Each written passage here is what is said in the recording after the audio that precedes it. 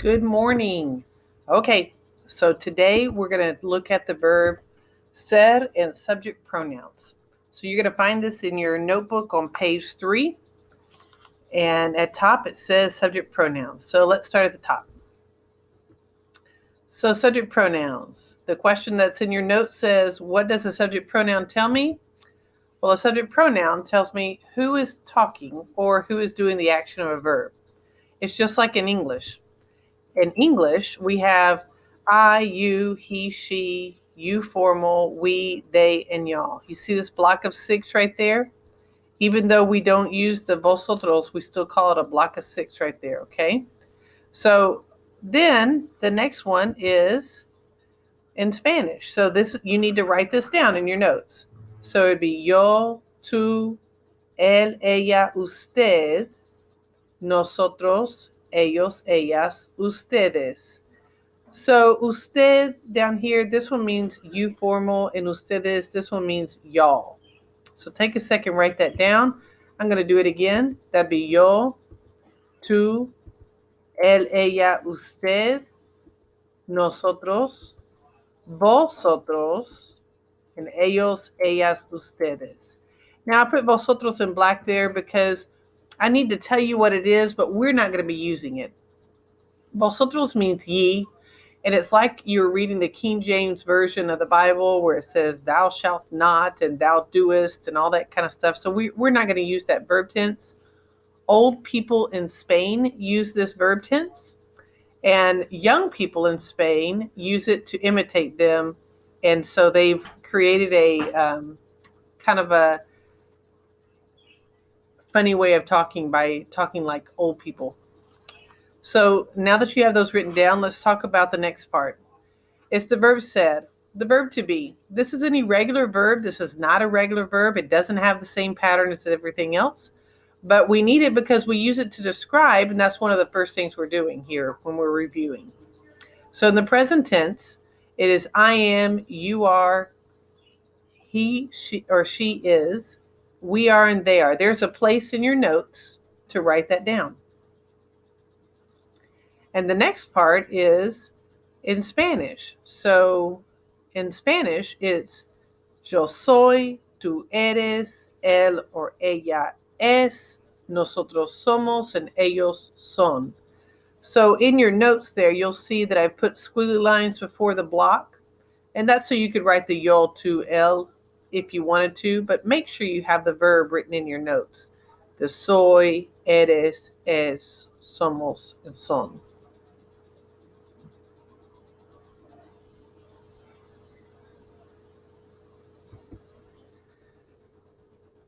So when do we use the verb ser? So I have these written down by the first letter. So I'm just going to ask you to write down what these stand for. And I'm going to talk about them and their uses. And I'm going to show you examples. You don't need to write down the examples. I'm just going to show you the examples, okay? So here we go. We have origin, possession, materials made of, characteristics, descriptions, identification, occupation, nationality, time, and date. If you'll notice, they're grouped, and I'll tell you about those in just a minute. Okay, so the first ones you need to write down are these 3: origin, possession, and materials made of. These 3 have something in common. You're going to notice that after we conjugate the verb ser, it's always followed by de. So for origin, that's for where it's from. Okay, like el televisor es de China. The television is from China. Possession, that tells me who it belongs to. El libro es de Juan. The book belongs to John. Materials made of. Well, obviously that's what something's made of. And I have la mesa es de metal. And if you look, all of these have some form of the verb ser followed by de after it. So es de is what we have there.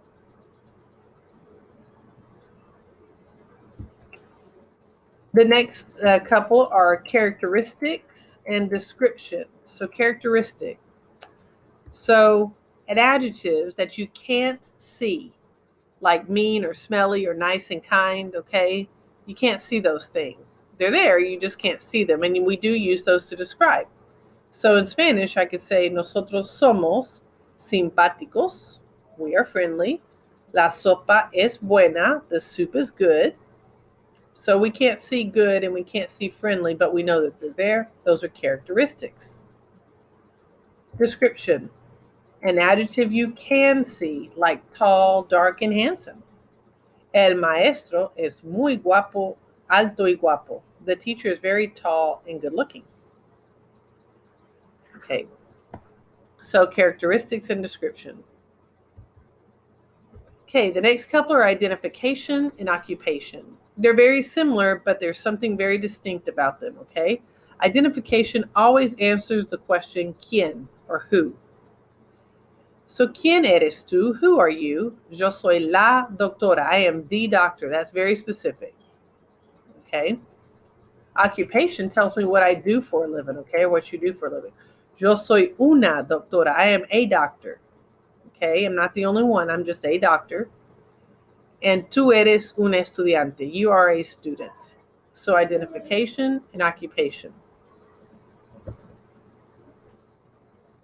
The next three are nationality, time, and date. So nationality, obviously this tells me what country you're from, and it's an adjective that tells me what country you're from.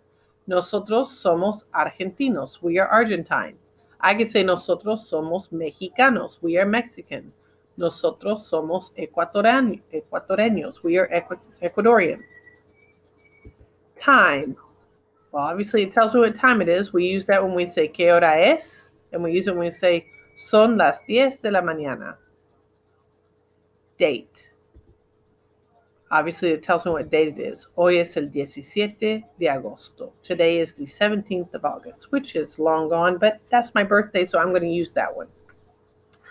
Okay, so again, the 10 are origin, possession, materials made of, characteristics, descriptions, identification, occupation, nationality, time, and date.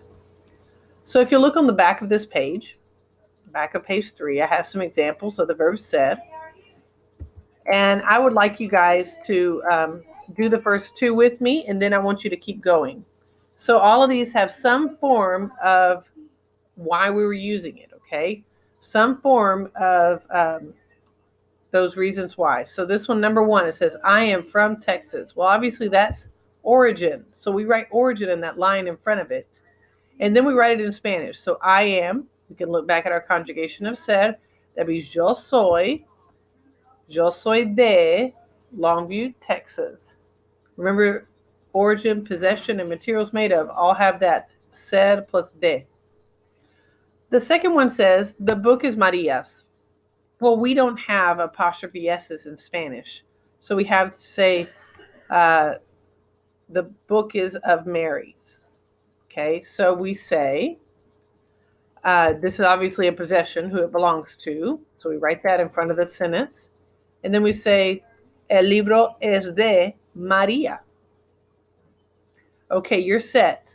Because they're kind of in order after that, okay? So now you keep going. You're going to tell me the first part. What's the use of said? Like origin, possession, materials made of, characteristics, all those things, okay? And then you're going to write the sentence in Spanish using the verb said as your verb. Okay, y'all have a good one.